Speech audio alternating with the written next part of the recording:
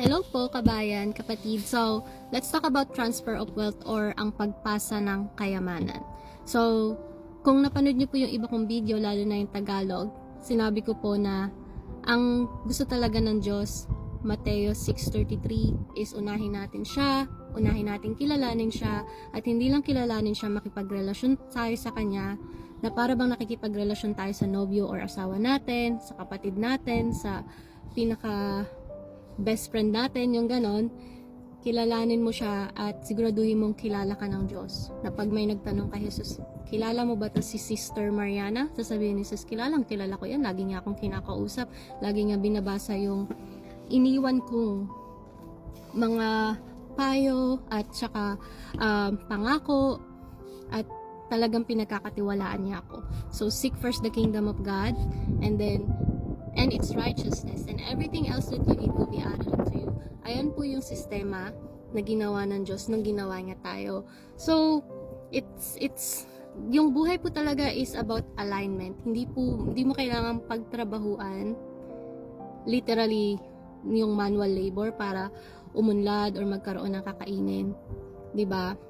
Ang buhay po talaga is alignment. Dapat nakaposisyon ka na makareceive sa Diyos. At ang I would say, the best position to be in is to be God's best friend, kaibigan. Okay, so transfer of wealth. So, sinasabi mo, okay, pag hindi ako nagtrabaho, then paano ako kikita? Or, pag hindi ako nagtrabaho, saan manggagaling yung pera? So, sistema to ng Diyos, siya ang gumawa sa atin, siya ang gumawa ng earth, ng buhay natin dito. 'Di ba, kung may sarili kang bahay, may sistema ka kung paano mo iraran yung bahay mo, 'di ba? May sarili kang sistema. Pag naghugas ka ng plato, gusto ko ilagay mo yung plato sa mat na to, ganyan. Sistema mo 'yan. Lahat ng nakatira sa bahay mo, kailangan sundin 'yan para ma-please sila sa iyo. Yeah, para magustuhan mo sila, para mapagkatiwalaan mo sila, 'di ba? Same dito, si God ang gumawa nitong buhay natin, nitong earth. Sistema niya yan. So, ang sabi niya, basta magkaibigan tayo, basta para sa akin ka, ibibigay ko sa'yo yung yaman at ipon ng mga taong hindi ko kaibigan. Basically, ganyan yung idea ng wealth transfer. May mga salita ng Diyos na sumusuporta dyan. Deuteronomy 8:18, ano ba sabi ni Lord? Remember the Lord your God, for it is God who has the ability to give you wealth, and He's doing this so He can fulfill the promises He has given to your ancestors, or if His promise for you is so you can serve Him, then He will indeed do that. Pero ang Tagalog nun, try kong i-translate. Alalahanin mo ang Diyos, huwag kang magpakayod na wala ka ng oras para sa Diyos, para yumaman. Kasi ang Diyos ang magbibigay ng abilidad sa iyo. Siya ang magbibigay sa iyo ng paraan para yumaman. So, pag sinabi kong yumaman, hindi ko pinopromote ang gusto lang ng Diyos is prosperity gospel. Pero ang sinasabi ko, nasa Biblia yan. Isa yung suportadong elemento ng Biblia. Kung, hindi tayo magpapakahipokrito, gusto ng kalaban natin, ng kaaway natin na si Satanas, na mahirap tayo, na wala tayong pera, na lagi tayong galit sa Diyos.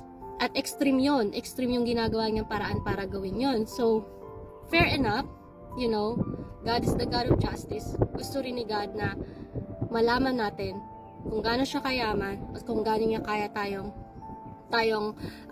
tulungan. So, ayun yung unang verse. So, si God yung nagbibigay ng ability at ng pabor para yumaman tayo or magkaroon tayo ng lahat ng resources na kailangan natin para umunlad, para mapaglingkuran natin siya, at para ma-fulfill yung mga pangako niya sa atin.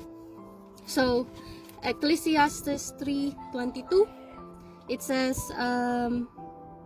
tama ba? Ecclesiastes 2:26. So, mahaba to. Sinasabi dito na si God ang nagbibigay ng talino sa tao. Si God ang nagbibigay ng saya. Si God ang nagbibigay ng, iba't ibang wisdom sa tao. And also, sa mga makasalanan daw, yung makasalanan dito, ito yung mga kung sino man na hindi naniniwala sa Diyos. Kasi sabi ng Bible, the just shall live by faith. Ibig sabihin nun, ang taong tama sa mata ng Diyos is yung mga naniniwala sa Kanya. Ang dahilan kasi nun is kasi pinako na ni Cruz lahat ng kasalanan, pinako na ni Jesus lahat ng kasalanan natin sa Cruz, 2,000 taon na yung nakakalipas.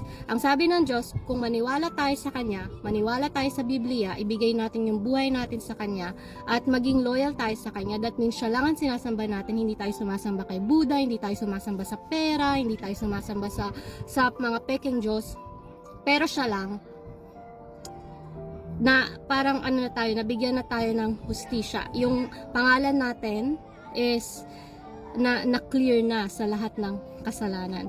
So, sinasabi din dito na ang mga makasalanan, sila yung binibigyan ng trabaho ng Diyos na magtrabaho at mag-gather, mag-ipon ng pera. Tapos, ipapasa ni God yung ipon nitong taong to sa mga taong tunay na nagmamahal sa Kanya, sa mga tao na tunay na sumasamba sa Kanya, sa mga tao na tunay na may takot sa Diyos at nag-iisa lang ang Diyos, walang ibang Diyos kundi si Jesus. Sistema yan ni God, ayan ang sabi niya. So kung tinatanong mo na okay, pag hindi ako nagtrabaho, saan manggagaling yung pera? Si God ang mag-a-arrange, gagawa siya ng paraan para yung mga taong may pera, lalo na yung mga hindi naniniwala sa Kanya, ay pumunta sa'yo para ibigay yung pera. Yes, papapuntahin ni God yun sa'yo. Wala kang ibang dapat gawin kung hindi mag-focus kay God. Siguraduhin mong si God ang pinopokus mo. Lahat ng kailangan mo, ibibigay niya sa'yo. Mateo 6:33, right? Seek first the kingdom of God and His righteousness, and everything else that the Father knows that you need will be added onto you. Kailangan mo lang ng nasa linya ka, nakilala ka ni Jesus, nasa church ka, siguro, basta ganun, basta kailangan mo lang siguraduhin na kaibigan mo ang Diyos. So, kahit wala ka sa workplace, siguradong uunlad ka. Kasi yan ang sabi ng Diyos, di ba? So, ikaw ngayon ang pipili. Gusto mo ba na ikaw ang nagtatrabaho? Tapos yung ipon mo balang araw ipapasa ng Diyos sa mga tunay na sumasamba sa Kanya? Or, gusto mo ba na ikaw ang sumasamba sa Diyos? Para yung mga nagtatrabaho na ayaw maniwala sa Kanya, na ayaw sumamba sa Kanya, ipapasa sa iyong kayamanan. Ikaw ang pumili kung anong posisyon sa buhay ang gusto mo. Gusto mo ba na ikaw yung tagatrabaho or ikaw yung tagatanggap? Okay? Ngayon, meron pa isang verse na sumusuporta dito. So, when sinabi ko na dadalhin ng Diyos sa'yo yung mga kailangan mo, may isa pang verse dyan, Isaiah 65. The wealth of the seas will be brought to you. The wealth of the nations will be brought to you. If you look at the whole Bible, laging ganyan yung kwento. Ang mga propeta, ang mga tao ng Diyos, wala silang kailangan gawin kundi magdasal, tapos may darating na provision. Kahit nung Exodus, nung tinawag ng Diyos ang mga Israelites na umalis sa Egypt, kasi ini-enslave na sila ng Egypt, overwork and slavery.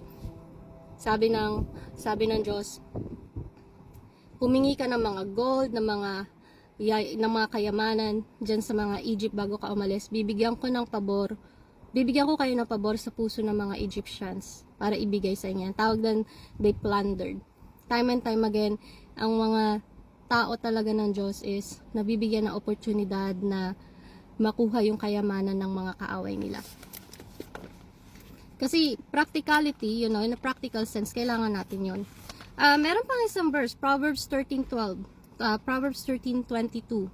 Yun nga, ito yung isa pang verse na sumusuporta dyan. Ang sabi nito is, sorry, nawala na yung ko.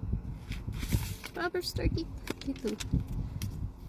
Okay, parang nawala ko yung page. Pero ang sinasabi nun is, hinahayaan ng Diyos na yung mga makasalanan, yung mga ayaw maniwala sa Kanya, yung mga ayaw sumamba sa Kanya, yung mga ayaw iwan lahat para kay Jesus, hinahayaan niya yung mga taong yon na sige magtrabaho at mag-ipon.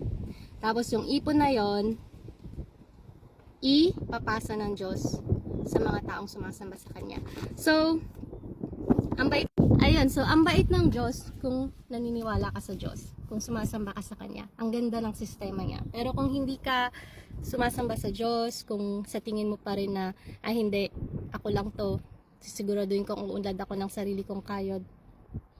Kahit po maganda, kahit po mabuti yung motivation nyo, yung puso nyo, sa mata po ng Diyos, pride po yan. Ang gusto pa talaga ng Diyos is dumepende tayo sa Kanya. Kasi mas mainam din para sa atin yun. Hanggang kailan po kayo magtatrabaho bago nyo ma-realize na wala kayong relasyon sa Diyos? Wala ka talagang naimpundar na ipon na kayamanan, hindi lang po sa langit at pati sa lupa. Ngayon po, ang pinakamatalino pong pwede natin gawin sa buhay is unahin natin yung Diyos, kaibiganin natin siya, tapos lahat po ng kailangan natin ibibigay ng Diyos. Kasi nga, siya po ang may abilidad na payamanin tayo. God bless you po. Bye-bye.